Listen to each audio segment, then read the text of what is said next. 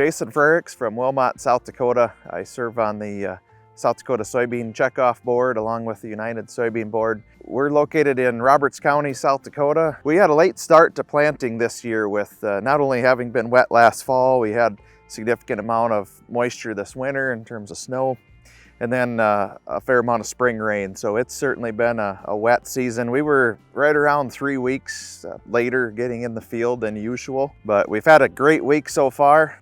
This planter that I run, we have 1,600 acres of soybeans in on our whole farm. We're approaching 2,000 acres of soybeans in the ground. We are somewhere around 70% of the corn in that we plan to get in this year at this point, and we'll wrap up the corn real soon. We will still have some prevent plant acres also that have just been too wet.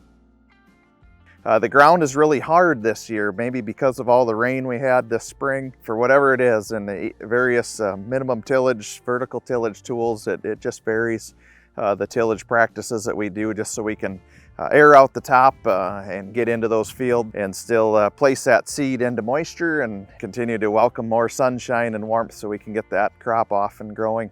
But all in all, it's really been a good planting season other than being a little later, just a few more challenges along the way here, but we're very thankful what we have in the ground, and we'll have to manage those prevent plant areas that are just too wet, whether it's wet pockets in fields that we've planted or entire fields that we'll have to leave. We'll deal with those all summer in terms of putting a cover crop out there, radish, turnip, maybe perhaps some oats or other types of crops to grow to suppress the weeds, add to the soil health, and then prepare that ground for next year, because as a farmer, we're always looking to next year. Well, we started right around the middle of May with planting both corn and soybeans. We got some corn in the ground right away, and then just a few days later, we rolled on with the soybeans, and those fields were ready. And we've been applying the fertilizer before we plant the corn, but some of these fields were fertilized last fall, and so we've been pushing extra hard to make sure that those acres get planted with corn that do have that fertilizer already on the ground. As we plant the fields, we come back with the sprayer and put some pre-emergence herbicides on. We also are already applying some post-emergence herbicides because the weeds grow just as fast as the crop will grow. We project though that we will wrap up soybean planting here in that first week of June.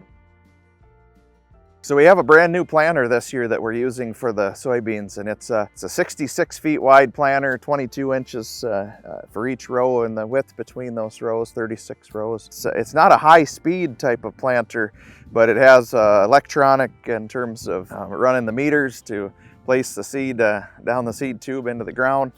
We have air adjust on the row cleaners that ensure that it's a nice path for that row unit to come through and place the seed. And then it has hydraulic downforce coupled with air adjust on the closing wheels. And so it's really, it's all set up, and I can change all of those adjustments from the screen in the tractor cab.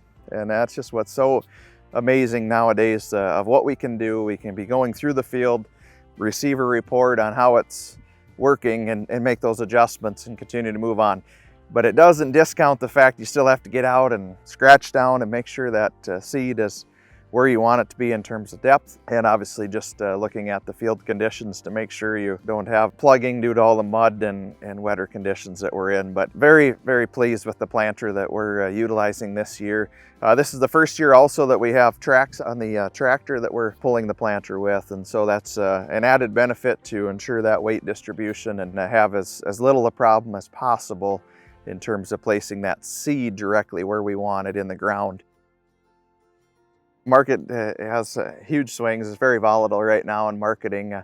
I've pretty well marketed everything in terms of my old crop soybeans. Those are all out of my control. For new crop, I still have yet to make any cash sales. I do manage a hedging account, and in that I have made some sales at times, and then I have at least made some protections there, some put options, things like that. But it's going to be time to market soon. I don't think in terms of my new crop, production, especially now that we have this, we know where we're going to be roughly in terms of our planting acres. 2 weeks ago we weren't sure, so that's part of why I've held off on some of the marketing. Roughly about half of our soybeans are seed production, and so those are marketed in a different venue, but then the remaining bushels that we have will go to a terminal elevator, and most often they head to the Pacific Northwest for export.